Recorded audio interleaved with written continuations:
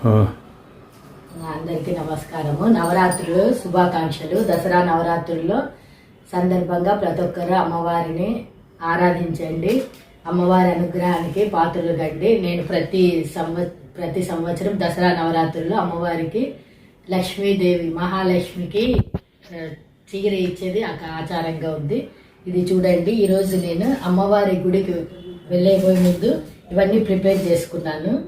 అమ్మవారికి చీర, గాజులు, కుంకుమ, పూలు, టెంకాయ ఇవన్నీ మనం తీసుకుపోయి గుడిలోకి ఇచ్చేసి అమ్మవారికి వాళ్ళు ఎప్పుడైనా ఈ నవరాత్రుల్లో ఏదో ఒక రోజు అమ్మవారికి ధరిస్తారు. ఆ రోజు మనకి చెప్తే మనం పోయి అమ్మవారిని దర్శనం చేసుకోవచ్చు. ఈ రోజు మహాలక్ష్మి అలంకరణ కాబట్టి నేను అమ్మవారికి చీర ఇవ్వాలని అనుకుంటున్నాను.